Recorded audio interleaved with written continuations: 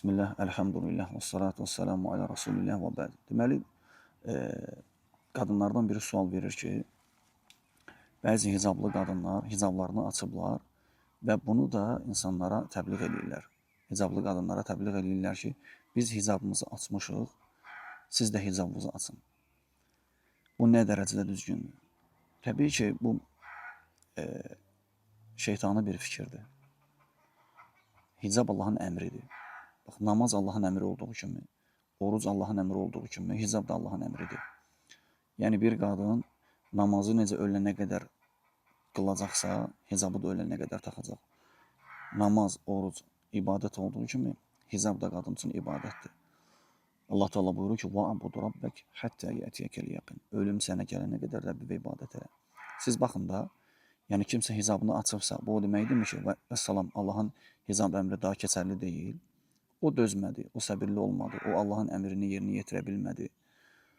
Siz də ona görə tərk eləyə istəyirsiniz ki, ümumən bilmək lazımdır ki, hansısa qadın hicabını kiminsə sözü ilə açırsa, bu o deməkdir ki, kiminsə görə bağlamışdı, elə ona görə də açır. Amma bir əməli Allah üçün eləyən qadın heç kimə görə o əməli tərk eləməz. Allah Teala nə deyir? Ölənə qədər ibadət elə. Qadın da hicabı ölənə qədər taxmalıdır. Hətta Fatimə, Allah ondan razı olsun, Muhammed sallallahu aleyhi və səlləmin qızı, həmçinin Ayşə anamız da qeyd eləmək olur.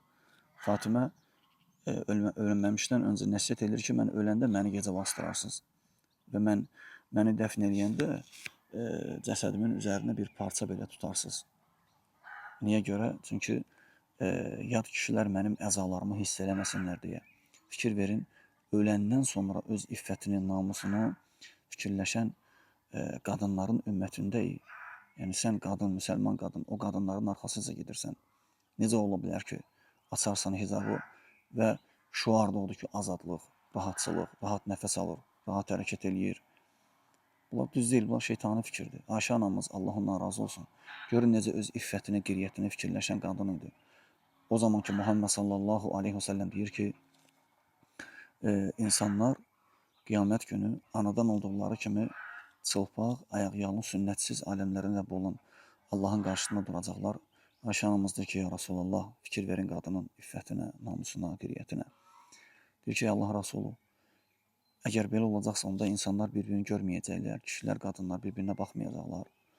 Muhammed sallallahu aleyhi və səlləm deyir ki, ey Ayşə, ey Sıddıqın qızı, o gün elə bir gündür ki, heç kimin vaxtı olmayacaq, başını qaldırıb kiməsə baxsın, kiməsə diqqət eləsin. Fikir verin, ya siz belə qadınların yolunu qoyub, iffətini azaldan qadınların, yəni hicab cəhətdən deyirik biz bunu, azaldan qadınların arxasıca getmək düzdür, yoxsa belə qadınların olmaz. Vallahi olmaz belə sözlərə qulaq asmaq, onların sözü ilə Allahın əmrini tərk eləmək. Allah Teala öz peyğəmbərinə nə deyir? Ya eyyuhan nəbi, ey peyğəmbər, qul li əzvacik və bənatik və nisa'il mu'minin yudninə aleyhinnə min cələbibihin. Ey peyğəmbər, öz yoldaşları və qızları və möminlərin qadınlarına da ki, örtünsünlər, hicablarına bürünsünlər. Bu Allahın əmridir. Allahın əmrini kiməsə görə tərk eləmək. Bu bir müsəlman qadına yaraşar, əlbəttə ki, xeyr. Həmçinin bilmək lazımdır ki, hicabı tərk eləmək Allahın zikrini tərk eləməkdir. Çünki hicab Allahın zikrindən sayılır. Və onu tərk eləməyin də böyük bir bəlası, müsibəti var. Elə bilirsən, hicabı tərk elədin, azad olursan, rahat olursan, qəlbin rahat olur, güzəranın rahatlaşır. Əlbəttə ki, belə deyil. Allah Teala deyir ki, وَمَنْ أَعْرَضَ عَنْ ذِكْرِ فَإِنَّ لَهُ مَعِيشَةً ضَنْكَ. Kim mənim zikrimdən üz döndərsə, onun güzaranı sıxıntılı olacaq. Elə bilmə, dəyərli bacım, vallahi, hicabını açıb, saçlarını boyuyub, gözlərinə sürmə çəkib, ətir vurub, xoş mənzərə yaradıb çölə çıxan qadınlar artıq azadlıqdadır, belə deyil. Əslində onlar azad deyirlər, onlar narahatlar. Çünki daim nəzərlərdədirlər. Nəzərdə olan birisi rahat deyil, o narahatdır. Allah qorusun. Elə ümumiyyətlə bilmək lazımdır ki, qadınların təmiz iffətini, namusunu pozmaq üçün küçələrdə ac canavarlar, yəni sağa sola hər tərəfə gəzirlər.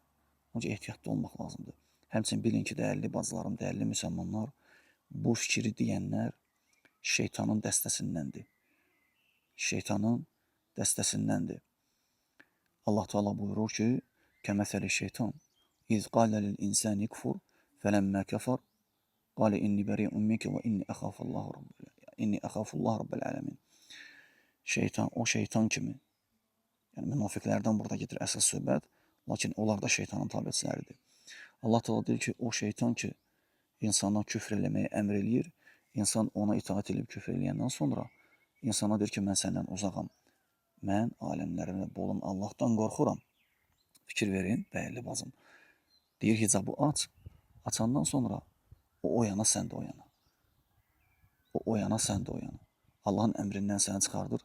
Qiyamət günü aləmlərin Rəbbi olan Allahın huzurunda dayananda, hesabat verəndə, bugün hicabı aç, rahatlaş deyənlər gəlib Allahdan xilas eləyə biləcəklər? Əlbəttə ki, xeyr. Şeytandır bunlar. Şeytandır, deyir ki, aç hicabı, rahat yaşa və s. Ömrünü yaşa, ömrünü puç eləmə, nəfəs al və s. Bunlar gəlib Allaha deyəcəklər ki, ya Rabbi, onu bağışla. Əlbəttə ki, xeyr. Əlbəttə ki, xeyr, belə olmayacaq. Muhammed sallallahu aleyhi ve sellem öz qızı Fatiməyə deyir ki, ya bintə Muhammedin, ya Fatimətə bintə Muhammed aleyhissalatu vesselam, ey Muhammedin qızı Fatimə, səlini min məli məşid, malımdan nə istəsən götür, lə uğni anki min Allahi şeyə. Mən Allah qatında sənə heç bir fayda verə bilməyəcəm. Odur ki, dəyərli bacılar, belə şeytanı fikirlərə qulaq asmayın, namazınızı qılın, orucunuzu tutun, ailəvizə itaat edin, hicabınızı taxın, iffətinizi qoruyun. Belə şeytanı fikirlərə, şeytanlı insanlara itaat eləməyin. Bilin ki, vallahi, kim ki açırsa hicabını, böyük günah daşıyır və bunun üzərində ölsə, Rəbbi olan Allahın qəzəbinə tuş gələcək.